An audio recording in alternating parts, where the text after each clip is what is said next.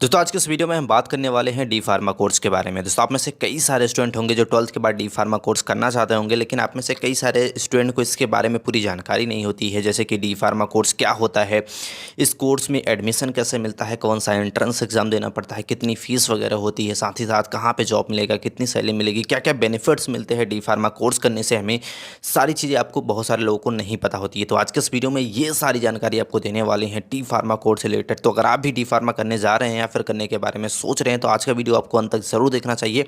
आइए आज के इस वीडियो को स्टार्ट करते हैं, आपको डी फार्मा कोर्स के बारे में पूरी जानकारी देते हैं। दोस्तों सबसे पहले बात कर लेते हैं कि डी फार्मा कोर्स क्या होता है। दोस्तों डी फार्मा जिसका फुल फॉर्म होता है डिप्लोमा इन फार्मेसी, यानी कि आप समझ सकते हैं कि जैसे कि नाम से ही आपको पता चल रहा होगा कि ये औषधि विज्ञान के क्षेत्र में एक डिप्लोमा लेवल का कोर्स होता है। ये कोर्स आपका 2 साल का होता है और इसमें 4 सेमेस्टर होते हैं, यानी कि सेमेस्टर वाइज इसमें आपको पढ़ाया जाता है। बेसिकली इसमें आपको जो फार्मास्यूटिकल जो दवाएं बनाई जाती हैं उसके बारे में यहाँ पे सारी चीज़ें आपको सिखाई जाती है।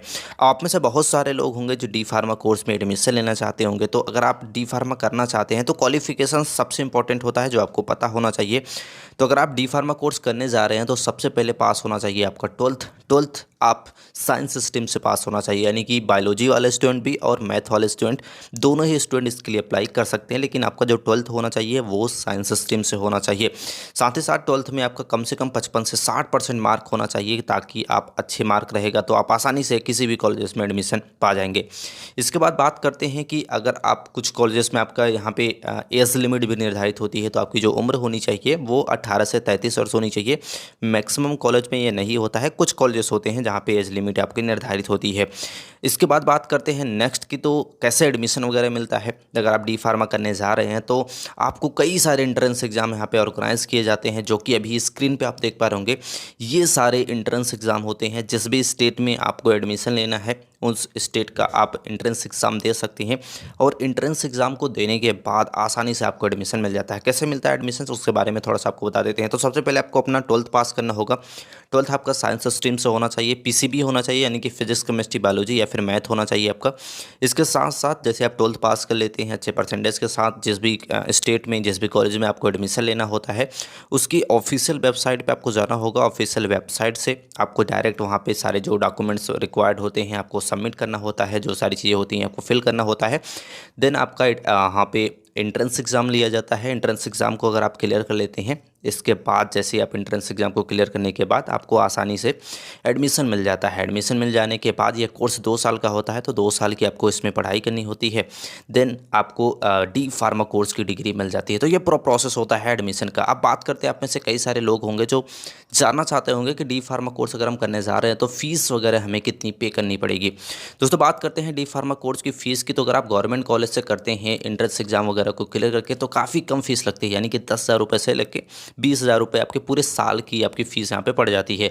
वहीं प्राइवेट कॉलेज से करने जा रहे हैं तो वहाँ पे लगभग आपको 1 से 2 लाख रुपए तक पर ईयर आपको देना पड़ सकता है। तो हम आपको यही सजेस्ट करेंगे कि आप एंट्रेंस एग्ज़ाम को क्लियर करें और डी फार्मा कोर्स आप गवर्नमेंट कॉलेज से करें, ताकि आपको बहुत ही कम फीस में यह कोर्स आपको कंप्लीट करा दिया जाता है।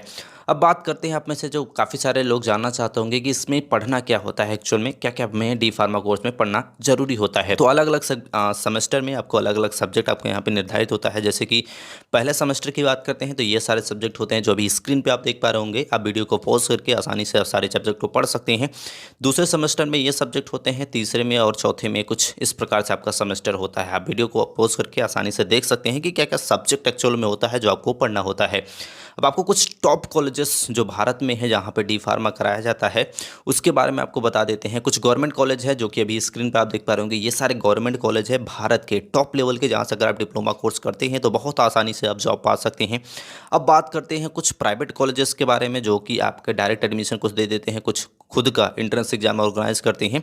ये प्राइवेट कॉलेजेस हैं जहाँ से आप डी फार्मा कोर्स को कर सकते हैं। कॉलेजेस के बारे में भी आई होप आप समझ गए होंगे।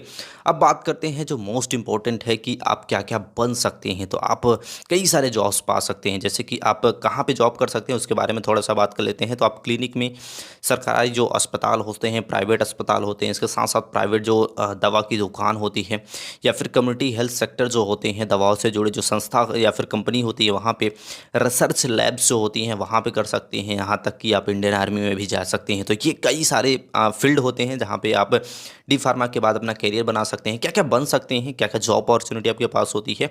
तो आप एक फार्मिस्ट, ड्रग इंस्पेक्टर, हेल्थ इंस्पेक्टर, इसके साथ साथ मेडिकल ट्रांसक्रिप्शन बन सकते हैं, एनालिसिस केमिस्ट बन सकते हैं, कई सारे और भी जॉब स्क्रीन पे आप देख पा रहे होंगे। ये सारे जॉब्स पा सकते हैं डी फार्मा कोर्स करने के बाद।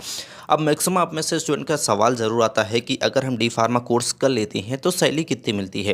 दोस्तों बात करते हैं डी फार्मा करने के बाद अगर आप विदाउट एक्सपीरियंस जाते हैं तो बहुत कम सैलरी मिलती है, यानी कि फ्रेशर के तौर पे 10 से 15 हज़ार रुपये मंथली आपको मिल सकती है। वहीं अगर आपके पास 1 साल, 2 साल या फिर 3 साल का एक्सपीरियंस हो जाता है तो आप आसानी से 25 से 30 हज़ार रुपये मंथली की अर्न कर सकते हैं। तो डी फार्मा करने के बाद भी काफ़ी अच्छी अर्निंग आप कर सकती हैं, लेकिन आपके पास एक्सपीरियंस होना चाहिए। जिस भी हॉस्पिटल्स में जॉब करने जा रहे हैं या फिर कहीं पे भी जा रहे हैं तो वहाँ पे एक्सपीरियंस आपको मांगा जाता है कि आपको सारी चीज़ें के बारे में पता है या फिर नहीं। एक्सपीरियंस हो जाने के बाद काफ़ी अच्छी सैलरी आपको मिलती है। आई होप आप डी फार्मा कोर्स के बारे में समझ होंगे, इसमें क्या पढ़ाया जाता है, एडमिशन कैसे मिलता है, क्वालिफिकेशंस क्या होनी चाहिए, सैलरी क्या होती है, फीस क्या होती है, सारी जानकारी आज के इस वीडियो में दे दी है। वीडियो से रिलेटेड कोई भी मन में क्वेश्चन हो तो आप कमेंट करके पूछ सकते हैं। आई होप आज की जानकारी अच्छी लगी होगी और ऐसे वीडियो के लिए चैनल को लाइक और सब्सक्राइब जरूर कर ले। मिलते हैं नेक्स्ट वीडियो में, तब तक के लिए जय हिंद।